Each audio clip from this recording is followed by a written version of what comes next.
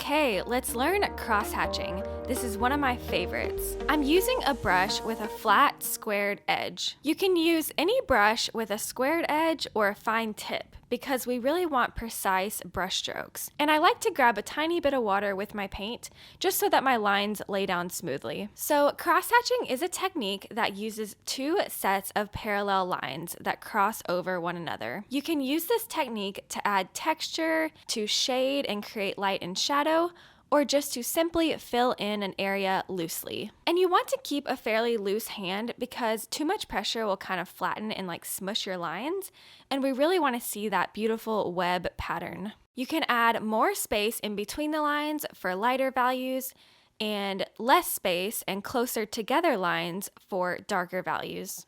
As I'm showing here, I'm darkening this area by keeping the lines close together. You can vary the thickness of your lines or use less paint for a drier, sketchy effect, which can be fun. Horizontal and vertical lines will appear more fixed, while diagonal lines will create more of a sense of movement. Crosshatching can also create a 3D effect. You may think of MC Escher, who used a ton of crosshatching in his works, and the drawings really jumped off the page. I just switched to a longer brush to try out some thicker lines here. You can also blend with crosshatching, so just have thick lines that don't have any space in between, but your blending will look less flat because of the crosshatching.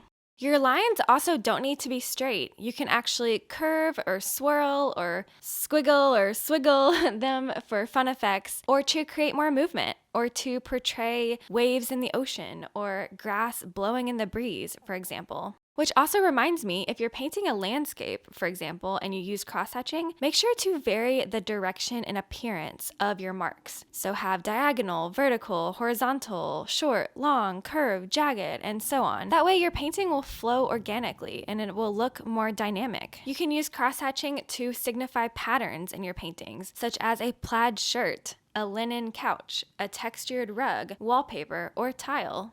So some feelings that are conjured up when using crosshatching: elegance, ornateness, feeling unfinished, maybe a feeling of being dated or old-timey. I often think of Appalachia and quilt patterns when I see crosshatching. So it gives a feeling of a simple life or getting back to the roots, as well as melancholy or mysteriousness. Okay, so I'm just going to demonstrate some subject matter with crosshatching. So I'm just sketching out a rough little flower here.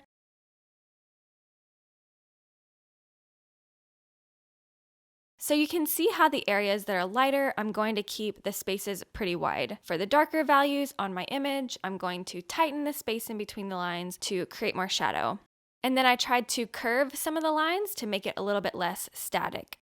This is obviously a very quick and messy painting. This is not something I would sell or anything, it's just for this video, but I just hope this gives you a quick idea of how you could use this technique in a real painting.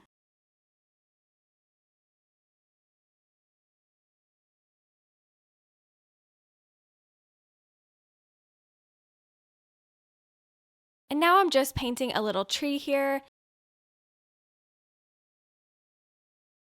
And we're using vertical lines purposefully on the tree trunk to really signify height, strength, and a solid, fixed tree trunk. And then on the leaves, I'm really curving a lot of those lines. I'm really showing the hanging nature of the leaves, the heaviness of the treetop, the leaves blowing in the wind. So we can really use the direction and shape of the line to our benefit.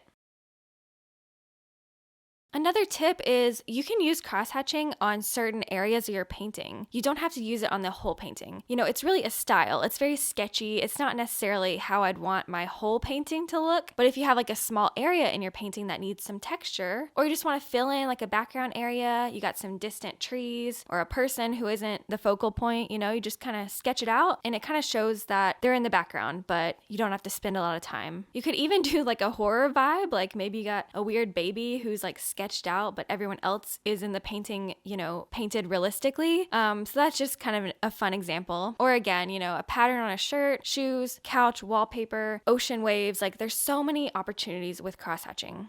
Now I'm just blending out some quick grass down here. So yeah, it's also a great blending technique. You don't have to use it just like for the pattern. You can just blend and, go back and forth diagonally, and it's just kind of an easy guide to help you know how to blend. Okay, well that was crosshatching. I really love this technique myself. I hope that was helpful and educational.